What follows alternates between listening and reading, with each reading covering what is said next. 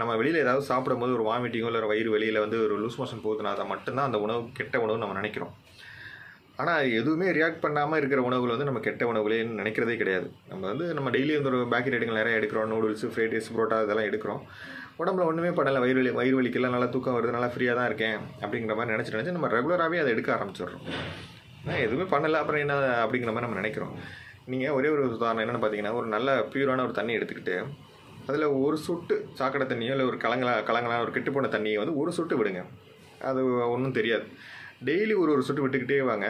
கொஞ்ச நாள் கழித்து பார்த்தீங்கன்னா அந்த தண்ணி கண்டிப்பாக கெட்டு போயிடும். அந்த மாதிரி தான் நம்ம உடம்பும். நம்ம இந்த மாதிரியான உணவு முறையில் உள்ளக்கூடிய கெடுதிகள் வந்து நம்ம உடம்புல ஒரு சொட்டாக உடம்புக்குள்ள உள்ள போய்கிட்டே இருக்குது அப்படின்னா, ஏதாவது ஒரு கொஞ்சம் கொஞ்சமாக ரியாக்ட் பண்ணி கடைசியில் ஒரு பெரிய வியாதியில் கொண்டு போய் தான் விடும். அதுதான் உண்மை. இப்போ நம்ம வந்து நிறையா நம்ம என்ன சொல்கிறது, நம்ம மைதாவாக இருக்கட்டும், எல்லாமே மைதா ப்ராடக்ட் தான். பேக்கரி ஐட்டங்கள் வந்து எல்லாமே மைதா ப்ராடக்ட் தான். மைதாவே கெடுதி அப்படிங்கிற மாதிரி தான் இருக்குது. அதுக்கு அடுத்தபடி பார்த்தீங்கன்னா நிறையா சுகர் ஐட்டங்கள், நிறையா அதிகப்படியான நம்ம லிமிட்டாக ஒரு நாள் எடுக்க வேண்டிய சுகரை விட ஒரு 6 டீஸ்பூனை விட அதிகப்படியான சுகர் நம்ம எடுத்துகிட்டு இருக்கோம். இந்த பேக்கரி ஐட்டங்களெல்லாம் அதிகப்படியான சுகர், அதிகப்படியான சால்ட்டு, அதிகப்படியான ப்ரெசர்வேட்டிவ் பயன்படுத்தக்கூடிய உணவுமுறைகள், அதிக கலரிங் பயன்படுத்தப்பட்ட உணவுகள், ரீஃபண்ட் ஆயில், இந்த மாதிரி அல்ட்ரா ப்ராசஸ்டு உணவுகள், ரொம்ப ப்ராசஸ் பண்ணி எடுக்கக்கூடிய உணவு முறைகள் எல்லாமே நம்ம உடம்புல நம்மளுடைய குடலில் உள்ள எண்டத்தில் பாதித்து அங்கே ஒரு இன்ஃப்ளமேஷனையோ இந்த மாதிரி விஷயங்களை ஏற்படுத்தி விட்டுக்கிட்டே இருக்கும். இது நாளடைவில் ஆட்டோமேட்டிக்காக நம்ம உடம்புல சத்துக்களை ஒழுங்காக சேர விடாமல் இப்படி தொந்தரவு பண்ணி கல்லீரலை பாதித்து அடுத்தடுத்த வியாதியில் ஏற்படுத்தி விட்டுக்கிட்டே இருக்கும். தயவு செஞ்சு இந்த மாதிரியான உணவு முறைகள் என்றைக்கோ ஒரு நாள் அப்படிங்கிறது நமக்கு ஒன்றும் தப்பு கிடையாது. ரெகுலர் பண்ணிக்கிட்டே இருந்தோம் அப்படின்னா நம்ம கண்டிப்பாக ஒரு பாதிப்பை ஏற்படுத்தும். அதுக்கு நம்ம நிறைய ஆன்டி இன்ஃப்ளமேட்டரி கண்டிஷன்ஸ் உள்ள உணவு முறையெல்லாம் எடுக்கணுங்கிறத நான் அடிக்கடி சொல்லுவேன். ஆன்டி இன்ஃப்ளமேட்டரி கண்டிஷன் உணவுலாம் நம்ம திரிபலாசுரம்லாம் நல்லாவே ஆன்டி இன்ஃப்ளமேட்டரி கண்டிஷன்ஸ் உள்ளதான்.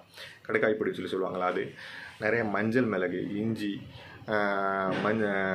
கரிஞ்சீரகம், ஓம வெந்தயம், இதெல்லாம் வந்து நம்ம வந்து என்றைக்காவது வாரத்தில் ஒரு நாள் அப்படிங்கிற மாதிரி அடிக்கடி நம்ம குழந்தைங்களுக்கும் கொடுக்கணும். இந்த மாதிரியான கஷாயங்கள் அப்படின்னா பெரியவங்களுக்கே பயங்கரமாக கசக்குது. குழந்தைங்களுக்கு கசக்குதுன்னு சொல்கிறது ஓகே, பெரியவங்களுக்கே அது கசக்குது. இதெல்லாம் ஒத்துக்காது. இதெல்லாம் வாய்ப்பே கிடையாது. வேறு ஏதாவது டேப்லெட்டாக இருந்தால் கொடுங்க அப்படிங்கிற மாதிரி தான் நிறைய பேர் கேட்குறாங்க. தவறான ஒரு விஷயம். இந்த மாதிரியான ஆன்டி இன்ஃப்ளமேட்டரி கண்டிஷன்ஸ் உள்ள இயற்கையான மூலிகைகளை நிறையா பயன்படுத்துங்க. அப்படி எடுக்கிறீங்கன்னா இதை வந்து வீக்லி 2 டைம் 1 or 2 டைம்ஸ் எடுக்கிறத பற்றி ஒன்றும் தப்பு கிடையாது. ஆனால் அந்த எந்த ஆன்டி இன்ஃப்ளமேட்டரி கண்டிஷன்ஸ் உள்ள உணவுகளையும் நான் எடுக்காமல் இதை மட்டுமே நீங்கள் பயன்படுத்திக்கிட்டே இருக்கீங்க அப்படின்னா, அந்த மாதிரி கெடுதியான உணவுகளை நீங்கள் எடுத்துக்கிட்டே இருக்கீங்கன்னா அது உடம்புல ரியாக்ட் பண்ண தான் செய்யும். அது என்ன மாதிரியான ரியாக்ஷன் பண்ணுங்கிறத நம்ம சொல்ல முடியாது.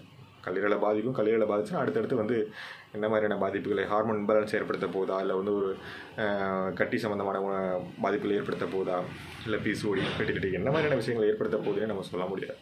அதனால் முதல்ல நிறைய ஆன்டி இன்ஃப்ளமேட்டரி கண்டிஷன் சொல்ல உணவு முறையில் ரெகுலர் லைஃப்பில் கொஞ்சம் கொஞ்சமாக பயன்படுத்திக்கிட்டே வாங்க. நானும் லிஸ்ட்டு போட்டிருக்கேன். உங்களுக்கு தெரிஞ்ச ஒரு ஆன்டி இன்ஃப்ளமேட்டரி கண்டிஷன்ஸ் உணவு முறையிலையும் பயன்படுத்துங்க.